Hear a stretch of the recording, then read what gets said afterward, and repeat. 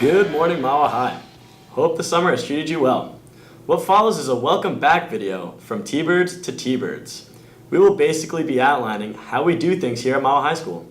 So, we would first like to welcome back everyone and extend a special welcome to all of our new students and staff to the high school. It's going to be a great year. My name is Jules Blaustein and I'm the president of the SGA, and this is Kaur Enriquez, the vice president of the SGA. Thanks, Jules. There are plenty of important policies and procedures here at the high school to remind you of, and a few things that have changed. Like, did you know the senior nook is now called the senior nest? Love it. And that's just a drop in the bucket. So eyes up and take notes. Consider you're sitting in your seat and your teacher has probably taken attendance already. Let's talk attendance policy. Students who arrive tardy to school, so after 7:45, must scan in with their student ID at the attendance office prior to reporting to class. Students who are tardy to class will receive 1/2 of an absence, so 2 tardies equals 1 countable absence from class. Being 15 minutes late or missing 15 minutes of class is considered a cut. A parent must call the attendance office prior to 8 a.m. to report a student's absence, and a written note must be submitted within 5 days. Upon the 13th countable absence in a full year course or the 7th countable absence in a semester course, you will lose credit in the course. Take note, all you athletes and club participants, absent students cannot participate in any extracurricular activities on the day of an absence. And we are all expected to be in attendance for semester and final exams. More on exams later. A student may be denied course credit when he or she has been absent for 17 days for a semester course or 34 days for a full year course, whatever the reason, including chronic illness. Seniors, if you have an approved off-campus study hall for the first time block and arrive late to school, we must sign in at the attendance office prior to the start of the second time block, so by 8:39. What about early dismissal, you ask? Requests for early dismissal must be in writing to the attendance office prior to the beginning of time block 1. An absence note template can be found on the Student Life tab of the MHS website. Students who sign themselves out without having submitted a note prior to time block 1 will be marked as cut. In any unusual circumstance, when it was not possible to file a note before the first period, your parent must come into school with the note before you leave, so they can't just phone it in. We have to sign back in at the attendance office if you return the same day and get to whatever class you have. So say when you get back from a doctor's appointment, go to class immediately after signing in to avoid a cut. Only seniors who have been granted the off-campus privilege may leave campus during lunch. No other student may leave campus for study hall or lunch periods. We will all be getting student IDs, so we will need our actual ID cards to print documents, purchase food, sign in late in the attendance office, visit the library, the health office, got into assemblies, and unlock the front doors and door 22, which is by the band room and the cafeteria.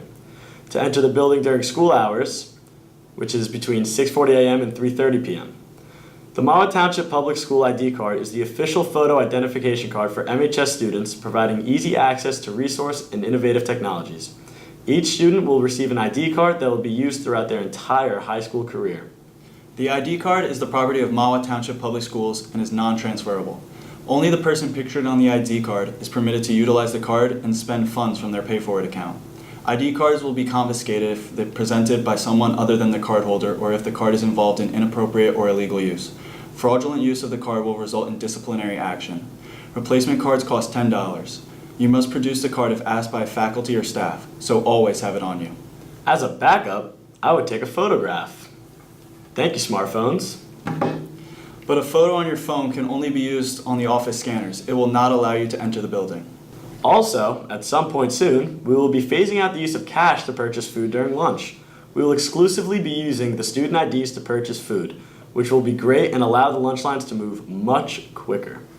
And now to Eleni for some important notes on dress and cell phones.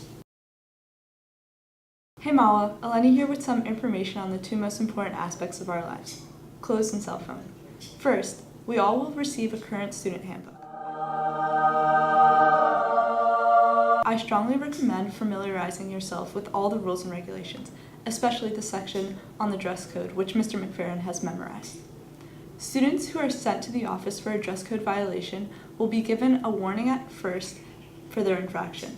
For each subsequent infraction, the student will receive an after-school detention. As for our precious cell phones, cell phone use is permitted before school, during lunch, and after school hours, but not in academic areas, study halls, the Media Learning Commons, formerly the Media Center, and the Senior Nest. cell phones must be turned off and not visible during class hours. Any type of camera, including digital cameras, mini cameras, and cell phones and PDAs, are not to be used on school property. I recently sat down with a chronic cell phone policy violator to discuss the punishments for cell phone violations. So take me through the offenses and consequences. Well, first time I got my phone taken away. I got 4 after-school detentions. Ever get caught second time? Yeah, I did. I got 2 hours Saturday. So, Did you ever get caught again? nah, no, I did not. Got a third consequence, man. Ooh, it's a tough one. It's a real tough one. So it's a 4-hour Saturday. You get all your privileges taken away. It's horrible. It's absolutely horrible. Students should also be aware that having any electronic communication or recording device on or in use while taking a quiz, test, exam, or other assessment will result in the device being confiscated, and the student will receive a 0 on that assessment for violating test security. A final word of warning to all you cell phone users out there. Failure to surrender your phone will result in a 4-hour Saturday detention for direct disobedience, which is outlined in your student handbook. Good luck, Mahwah, and read up on the rules. Now to Jenna for some exam info.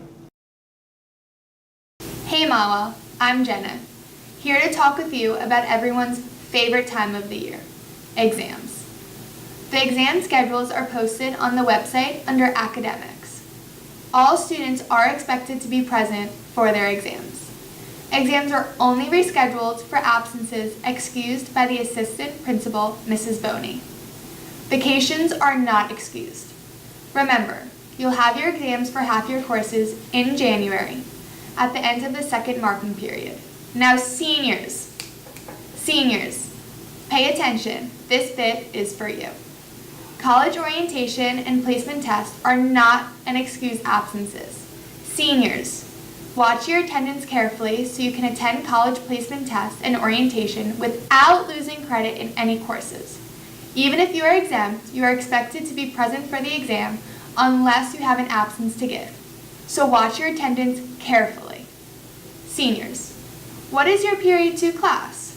Well, in June, all seniors who have a final exam in their Period 2 class will take that exam during their scheduled PE class exam time instead. You'll have a senior meeting during the Period 2 time slot. Look, seniors, just avoid exam week conflicts by scheduling any college placement exams and college orientation before or after Mahwah High School final exams. If there is a conflict that cannot be resolved by changing the date with the college, you must see the assistant principal to discuss an alternative by June 1st. Students must provide documentation from the college or university that stipulates that there are no other options for placement exams or orientation. It may seem far away, but stay up on your work to do well on all your exams. Now, back to Jules and Cormac. Thanks, Jenna. Now for a word on HIB, or otherwise known as harassment, intimidation, and bullying. Obviously, the Board of Ed prohibits HIB and other violent, disruptive behavior. Look, it's simple. As Thunderbirds, we all have this shared experience here at the high school, and it would be shameful in this day and age to have anyone's educational experience ruined by a bully. We're all here to learn, and we all want to feel safe, and those two values should not be disrupted by bullying in any of its forms. If you can find that mutual respect for each other, for the property of others, for our school, and for the people working inside, you'll find that you'll respect yourself that much more. Especially remember that listening to and honoring the requests of teachers and staff in the building is pivotal to the success of our education and our safety. I couldn't agree more. That being said, Period 1 teachers, before we go back to you, just a friendly reminder to collect the HSA membership and directory forms and get those to the greeter's desk as they come in. Period 1 teachers also collect the medical forms and use a class list as a checklist. Hang on to those until you have them all, then hand them in at the greeter's desk by September 15th. Everyone here at SGA wishes you all the best possible school year you can have, and again, welcome, Tbirds to Tbirds. Seniors, we have 180 school days till graduation. Time Block 1 teachers, back to you.